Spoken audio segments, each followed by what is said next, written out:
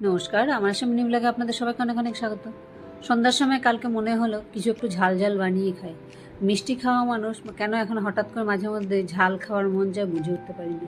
Pasta এনে রেখেছিলাম, পাস্তাগুলোকে একটু বয়েল করে নিলাম, একটু নুন আর একটু রিফাইন তেল দিয়ে, পেঁয়াজ কুচানো দিয়ে ওর মধ্যে পাকা দেখে দুটো কাঁচা লঙ্কা ওর মধ্যে চিড়ে দিলাম।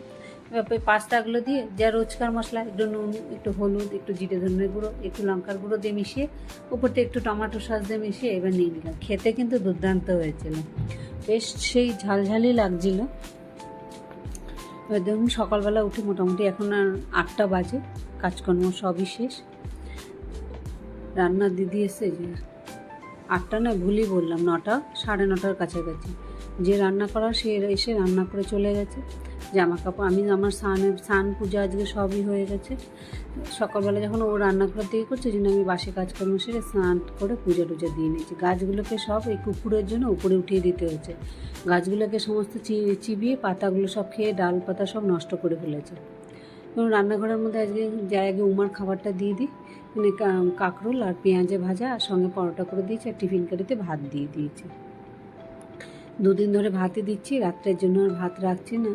সকালবেলা ভাত দিয়ে দিই, রাত্রেবেলা এসে রুটি খাবে।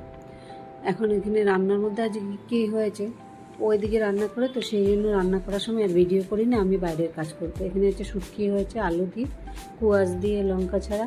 এখানে কালকে মুসুর ডাল একটু কুমড়ো পাতা দিয়ে সেটা রয়েছে, আর কাঁকরোল পেঁয়াজে ভাজা, এটা রুটি দিয়ে খাওয়া হয়েছে। আবার দুপুরে ভাতের সাথে আর ভাত, এগুলো সমস্ত হয়ে গেলো।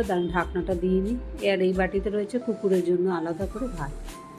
সমস্ত করে এবার বাসনপত্রগুলো আগে ধুয়ে নিই, কাজকর্ম সব শেষ। রান্নাঘরে বাসনপত্র ধুয়ে রান্নাঘরটা মুছে ফেললে তারপরে গিয়ে দোকানটা, এখন 9:30 পৌনে 10টার মধ্যে সব কাজ এরকম শেষ হয়ে গেলে দোকানটা গিয়ে আমি সকালবেলা 10টা সাড়ে 10টার মধ্যে খুলতে পারি বেশ। নাহলে দোকানটা খুলতে খুলতে 12টা বেজে যায়। হয়ে গেছে মোটামুটি। রান্নাঘরের সমস্ত বাসনগুলো ধুয়ে রান্নাঘরটা মুছে নেব। সমস্ত কিছু হয়ে গেল।